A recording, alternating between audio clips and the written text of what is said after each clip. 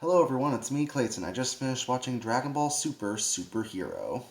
Now, for longtime Dragon Ball fans, as well as fans of Dragon Ball Super, Dragon Ball Super Superhero is basically a film that I didn't expect to be as amazing as it was, especially given its more 3D animation approach.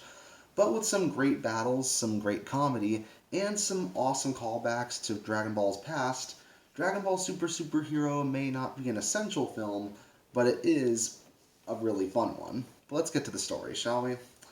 The story is that the Red Ribbon Army is planning to make a comeback, since the son of Commander Red, known as Magenta, is planning on taking down the Z Fighters in the only way he can.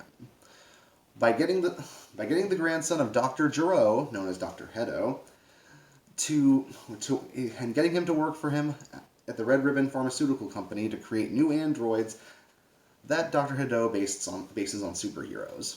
With Goku, Vegeta, and Broly off on another planet training with Whis and Lord Beerus, it's time for Piccolo and Gohan and the rest of the Z Fighters to basically take on the Red Ribbon Army as the Green Namekian gets to take the spotlight this time around. And that's all I'll say about the story.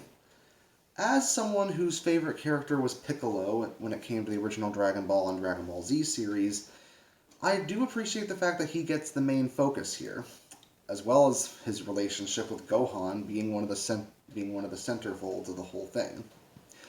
I always said that Piccolo was probably a better dad than Goku ever was, and I still think so here, especially considering that Piccolo happens to look after Gohan throughout a lot of the film. He trains his young daughter Pan, who surprisingly gets more here to do in one movie than she did throughout the entirety of GT, and he happens to have some really fun action scenes that have callbacks to his previous abilities, as well as showing that Gohan has learned a lot from his friend. On top of that, there's plenty of comedic moments, whether it's Goku and Vegeta's battle that takes place while Lord Beerus and his servants are eating ice cream, to Bulma's ridiculous uses of Shenron's wishes. Seriously, she could have just gotten cosmetic surgery for that, but it fits with her character.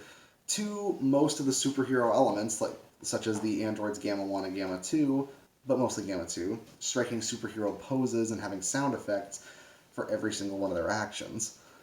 It definitely does fit into a lot of Akira Toriyama's goofy brand of humor, but it works really well here.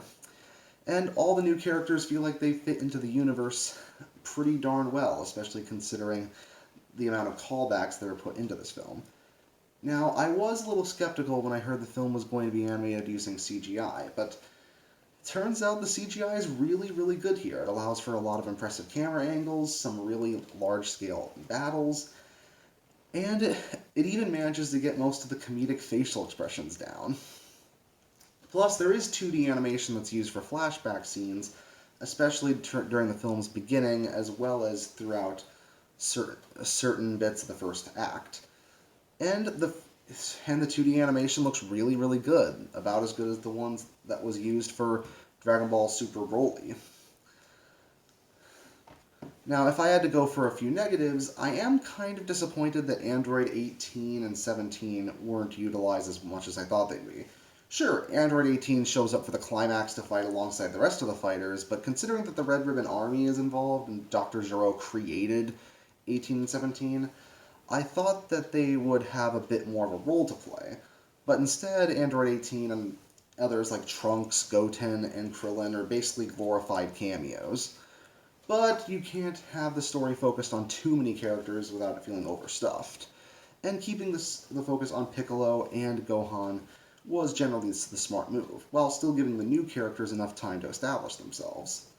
So overall, Dragon Ball Super Superhero probably isn't the best film that Dragon Ball's done, but it's so entertaining and it's full of so much love for the franchise and the fans that you can't help but appreciate it. That's why I'm going to give it an 8 out of 10. See you next time.